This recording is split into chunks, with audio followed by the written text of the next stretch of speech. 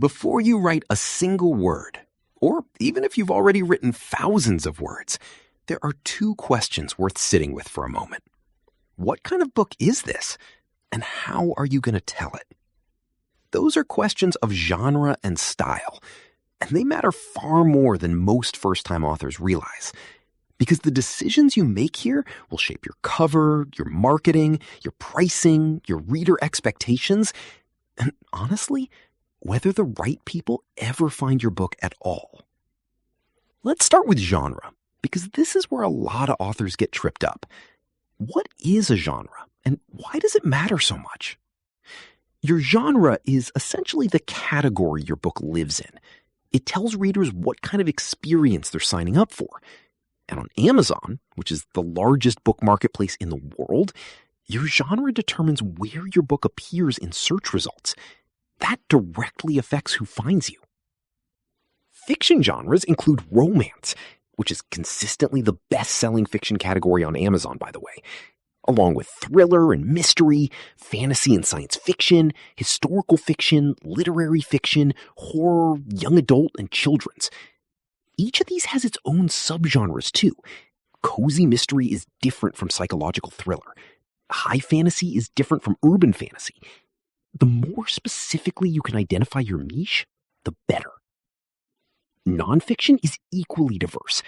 Self-help and personal development, business and entrepreneurship, memoir and biography, true crime, health and wellness, parenting, cooking, spirituality, reference guides. The list goes on.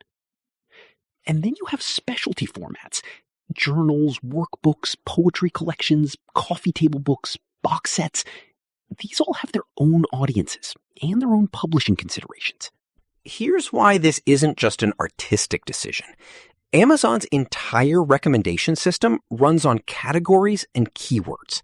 If your cozy mystery ends up filed under general fiction instead of mystery, thriller, and suspense, cozy, the algorithm doesn't know who to show it to.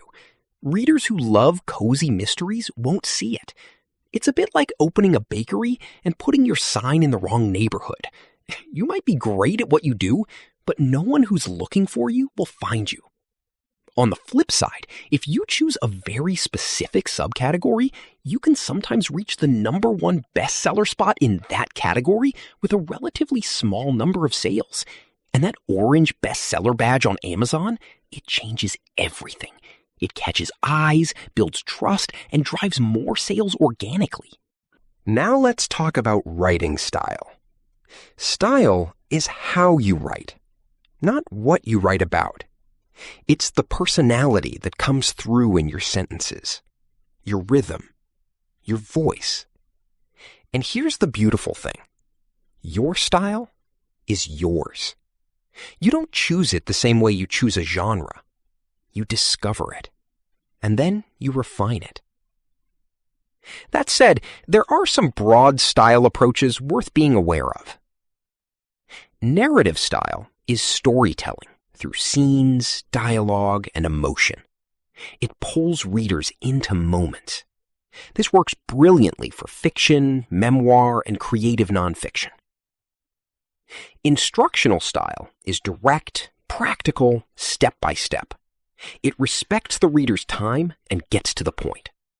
This is the backbone of most business books and how-to guides. Conversational style, which is probably the most readable style across almost any genre, sounds like you're talking to someone. Not down to them, not above them, just with them.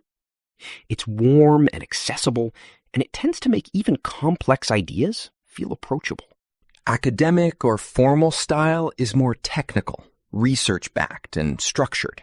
It's used in textbooks and reference works, where precision matters more than readability.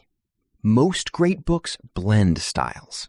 A memoir might be primarily narrative, but shift to a conversational register when the author is reflecting.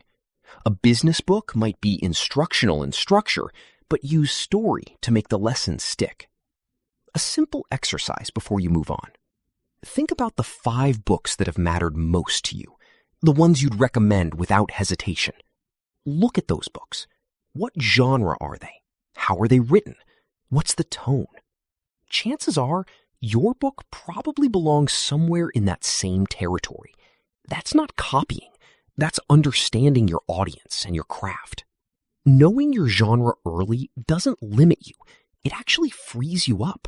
It means every other decision in this course, your cover, your price, your marketing, has a clear foundation to build on.